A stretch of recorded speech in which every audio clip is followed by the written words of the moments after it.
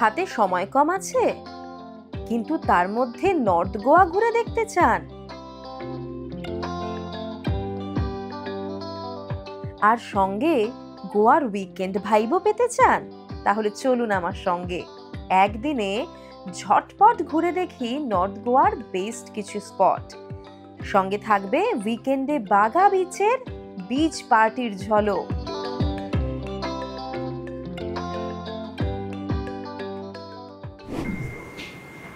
High, good afternoon.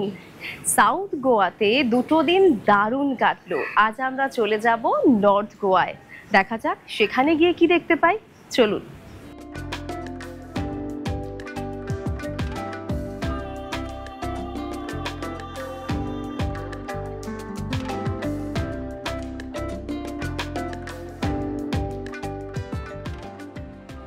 South Goa থেকে এসে আমরা নর্থ গোয়ার আশওয়েম বিচের একদম পাশের একটা বিচ রিসর্টে উঠেছি, ডালাস বিচ রিসর্ট, একদম সমুদ্রের ধারে। এটা মোরজেম বিচের একদম পাশেরই বিচ। নর্থ গোয়ার ভিড়ভাট্টা থেকে একটু দূরে প্রকৃতির মধ্যে শান্ত পরিবেশ, সাদা বালির বিচ, আশেপাশে সব ভালো ভালো রিসর্ট রয়েছে।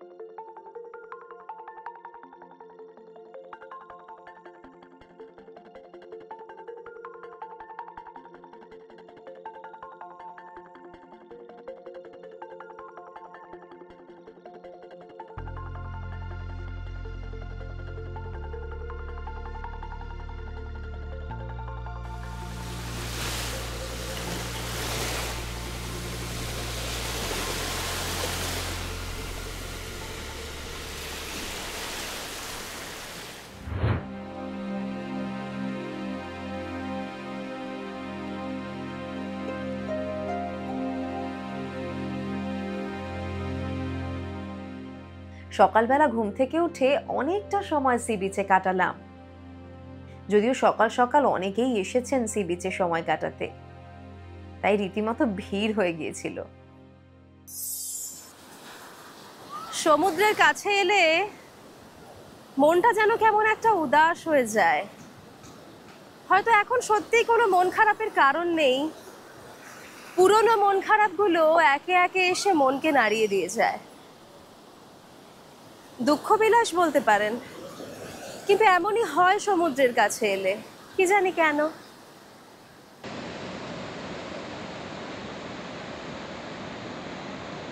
Good morning. সকাল সকাল একদম রেডি হয়ে নিয়েছি, যদিও সকাল সকাল বলাটা ভুল, অলরেডি 9:30 বাজে। কিছুক্ষণ পরই আমরা বেরিয়ে পড়ব নর্থ গোয়ার বিশেষ কিছু জায়গা ঘুরে দেখতে। অ্যাকচুয়ালি নর্থ গোয়া ঘুরে দেখার জন্য দিন তিনেক সময় লেগেই যায়, কিন্তু আমাদের হাতে আছে মাত্র একদিন, তাই সব থেকে সুন্দর স্পটগুলো ঘুরে দেখার চেষ্টা করব। তার আগে ব্রেকফাস্টও করতে হবে চটপট, তাই আমরা চলে যাব ব্রেকফাস্ট সারতে।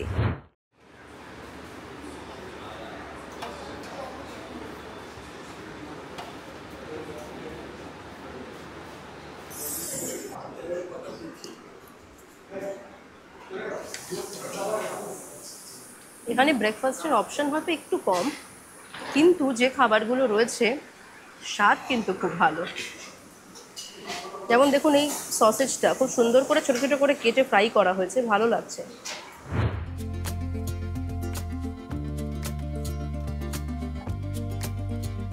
ব্রেকফাস্ট সেরেই আমরা বেরিয়ে পড়েছি নর্থ গোয়া ঘুরে দেখতে। এখানে আশেপাশে অনেক চার্চ রয়েছে।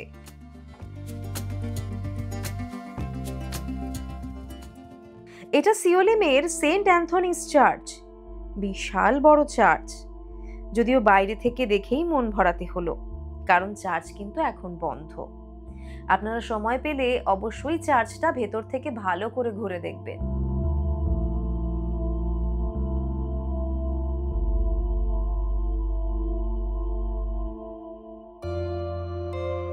এখানে প্রথম চার্চ তৈরি হয়েছিল 1630 সালে। কিন্তু পুরনো সেই চার্চ প্রায় 300 বছর বাদে ভেঙে ফেলা হয়, নতুন করে চার্চ তৈরি হয় একই জায়গায়। সেই চার্চই এখন আপনারা দেখতে পাচ্ছেন।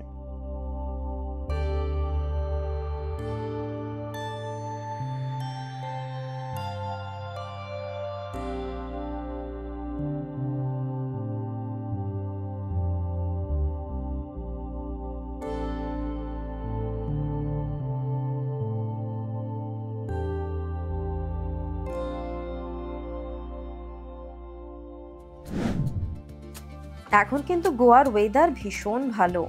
আকাশের রং দেখেছেন? মন ভালো হয়ে যাচ্ছে দেখে। আমরা প্রথমেই কিন্তু চাপোরা ফোর্টের দিকে যাব। ভীষণ জনপ্রিয় একটা জায়গা।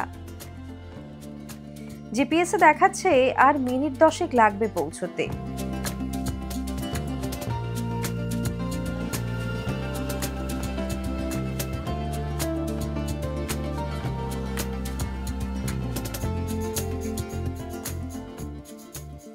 গাড়ি রাখার জন্য যথেষ্ট বড় পার্কিং স্পেস আছে এখানে। প্রথমেই আমরা চলে এসেছি চাপোরা ফোর্ট দেখতে। এই ফোর্টের কিছু ইতিহাস রয়েছে, আপনাদের ফোর্টটা দেখতে দেখতে ডিটেলে জানাবো। এখানে আশেপাশে প্রচুর ছোট ছোট দোকান রয়েছে, আপনারা চাইলে কেনাকাটি করতে পারেন। আর এই পার্কিং স্পেসটাও কিন্তু যথেষ্ট বড়। এইদিকে কার পার্কিং করা রয়েছে, এইদিকে বাইক রাখার জায়গা রয়েছে, ওই সাইডে বড় বাস টাসগুলো দাঁড়িয়ে রয়েছে। এখান থেকে খানিকটা পথ কিন্তু হেঁটে যেতে হবে আমাদের। চলুন যাওয়া যাক।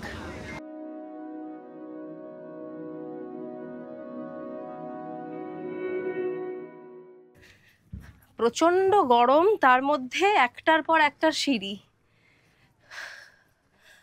বেশ কষ্ট হচ্ছে কিন্তু, সত্যি কথা।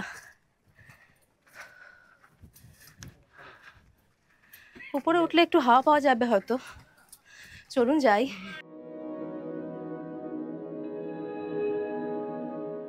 এখান থেকে সম্পূর্ণ সমুদ্র দেখা যাচ্ছে, দেখুন একবার।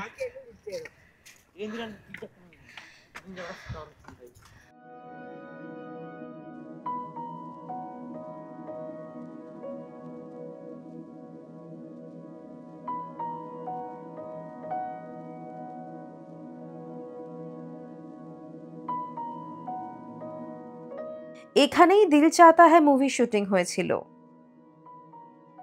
17th সেঞ্চুরিতে বিজাপুরের সুলতান আদিল শাহ এই ফোর্ট তৈরি করিয়েছিলেন। 1617তে পর্তুগিজরা এই ফোর্ট দখল করে নেয়। এই ফোর্টকে ঘিরে মারাঠাদের সঙ্গে অনেক কনফ্লিক্ট চলে পর্তুগিজদের। তবে সেই 1892 সাল থেকে পরিত্যক্ত অবস্থায় পড়ে রয়েছে এই চাপোরা ফোর্ট। ভ্যাগাটার বিচের একদম উপরেই আছে এই ফোর্ট।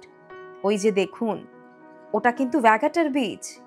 কেমন লাগছে বলুন তো পাখির চোখে চাপোরা ফোর্টকে আর ভ্যাগাটার বিচকে?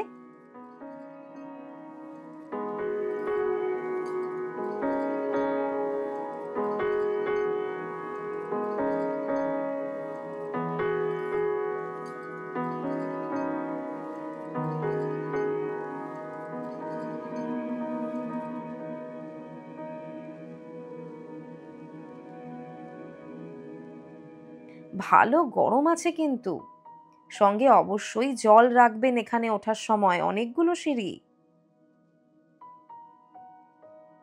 আর নিচে কিন্তু বেশ কয়েকটা দোকানপাট আছে, টুকটাক চা জলের ব্যবস্থা হয়ে যাবে সেখানে।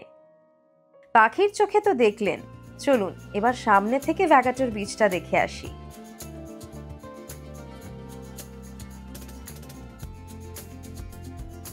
দেখেছেন, রাস্তার পাশের দোকানপাটি বলে দিচ্ছে বিচের সামনে চলে এসেছি।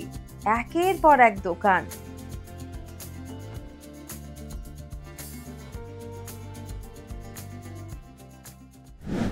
এখন আমরা চলে এসেছি ভ্যাগাটার বিচে। এই যে পেছনে বাদবাকিরা রয়েছে। চলুন এগিয়ে যাই। হাঁটতে হবে পার্কিংয়ে গাড়ি রাখার পর অনেকটা।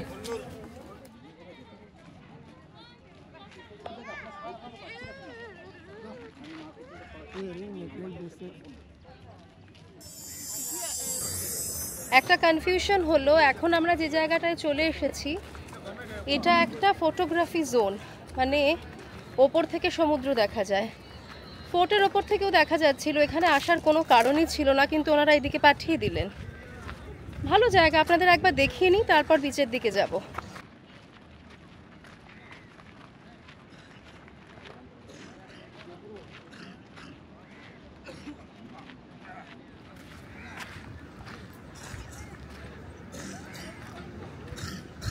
ওদিকে একটা বিচ, এই দেখুন।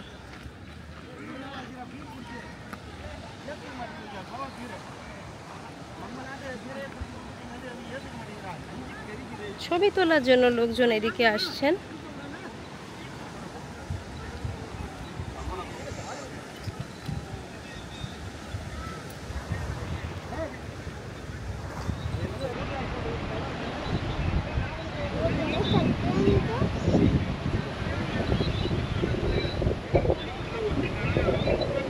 ওই যে উপরে ফোর্ট দেখা যাচ্ছে, আমরা ওই উপরে ছিলাম, এই জায়গাটায় ফোর্ট দেখতে পাচ্ছেন, আর নিচে এই যে বিচটা।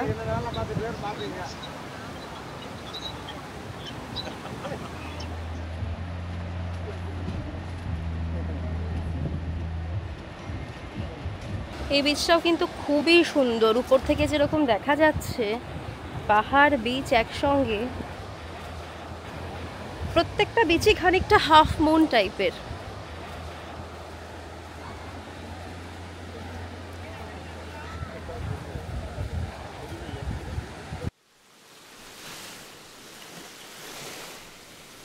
ওয়াগাটার বিচ, সত্যি মন ভালো হয়ে যাবে এখানে এলে।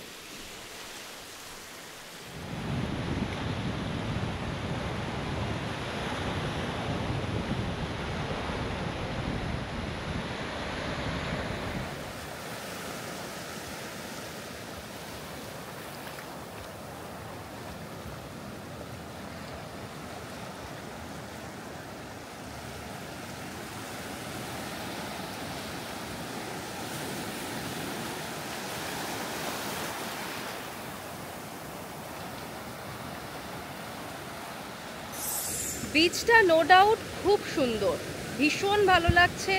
আর অনেক, আজকে যেহেতু স্যাটারডে, প্রচুর মানুষজনও এসেছেন এখানে।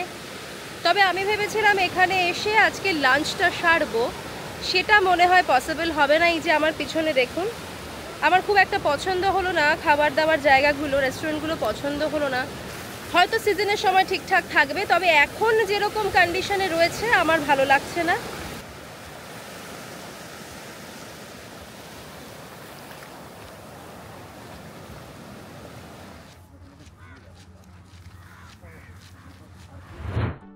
কার পার্কিং জোনের কাছে একটা শপ থেকে জমিয়ে শপিং করলাম, বিভিন্ন ব্র্যান্ডের ফ্যাক্টরি আউটলেট। ড্রেসটাও চেঞ্জ করে নিয়েছি এখান থেকে। ওই ড্রেসটা পরে প্রচন্ড গরম লাগছিল, তাই কেনাকাটি করতে এসে এই যে এত কিছু কেনা হয়ে গেল, ড্রেসটাও চেঞ্জ করে নিলাম। চলুন এবার সিংকরিম বিচ যাব। এবার আমরা যাব সিংকোরাম বিচ। ভীষণ সুন্দর সানসেট হয় নাকি ওখানে।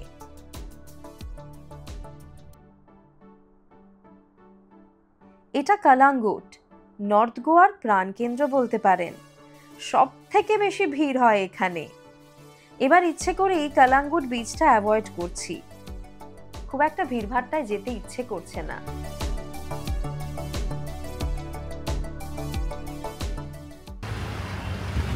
দেখেছেন এখানে জিপিএস দেখিয়ে দিল তাজে ঢুকে যেতে, সিংকরিম বিচে যাওয়ার জন্য। আমি ভাগ্যিস জিজ্ঞেস করলাম, ওনারা বললেন যে সামনে থেকেই ডান দিকে রয়েছে। কি বলবো আর, জিপিএস মাঝে মধ্যে এত ঝামেলায় ফেলে। এটা এই যে তাজের এখন রিসর্ট ফোর্ট আগোডার একটা পোর্শন নিয়ে, আমাদের আজকে মনে হয় না সময় হবে ফোর্ট আগোডায় যাওয়ার। 5টা অবধি খোলা থাকে, অলরেডি 5টা 5,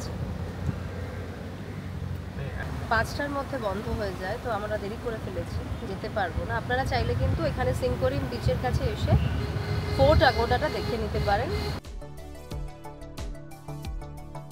গাড়ি পার্কিং করাটা কিন্তু এখানে একটু সমস্যার, তবে লাকিলি আজ পার্কিং পেয়ে গেছি।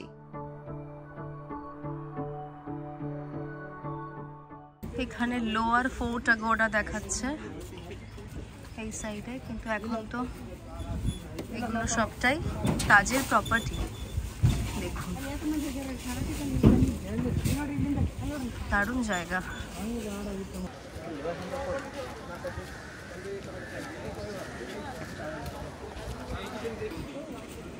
আপনারা কিন্তু সেনকোরিম বিচে আসার চেষ্টা করবেন, খুবই সুন্দর জায়গা। যেহেতু ফোর্টের একটা সাইড, একটা আলাদাই অ্যাম্বিয়েন্স রয়েছে। দেখুন,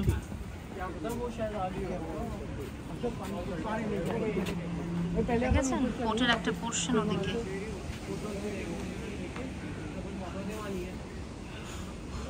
এখান থেকে বিচে নামা যায়, আমরা নামবো। তার আগে এই সাইডটা একটু ঘুরে দেখে আসি।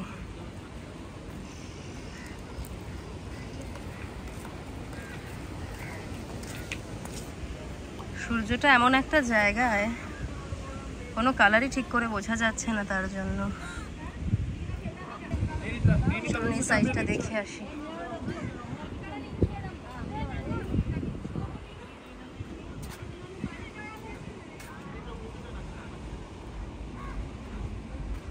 সবাই ওয়েট করছে সানসেটের জন্য।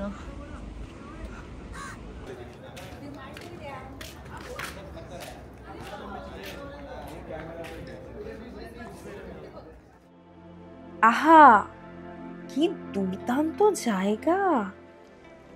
প্রচুর মানুষ রয়েছেন তো। এটা কিন্তু ফোর্ট অ্যাগোডারই অংশ, আর নিচে দেখেছেন ওটাই সেনকোরিম বিচ। নর্থ গোয়ার এই জায়গাটা প্রচণ্ড সুন্দর।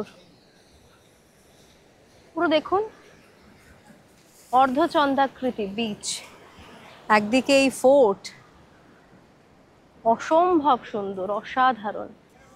সূর্যাস্তের এই মুহূর্তটা এখান থেকে ভীষণ সুন্দর লাগে। রংটা দেখুন একবার। সবাই এখানে সানসেট দেখার জন্য ভিড় জমিয়েছেন।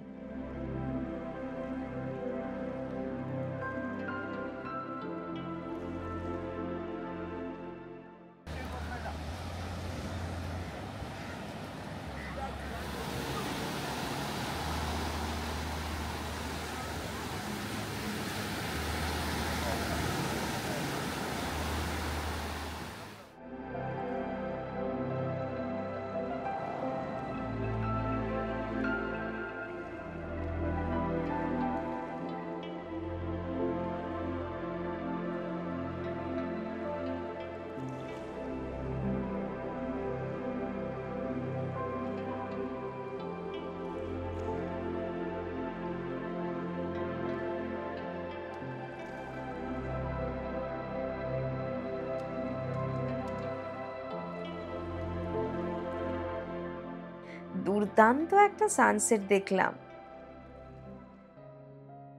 এখন চলে এসেছি কান্ডোলিম বিচের কাছে একটা রেস্টুরেন্টে।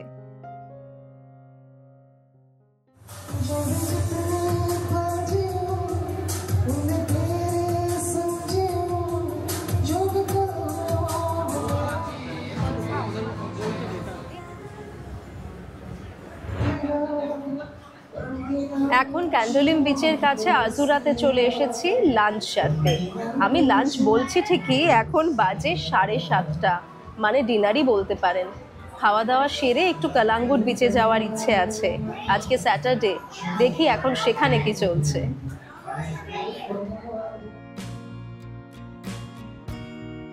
কালাঙ্গুটে যাব বলেছিলাম, কিন্তু ফেরার সময় আগে পড়লো বাগা বিচ। চলুন একবার বাগা বিচটাই দেখে আসি।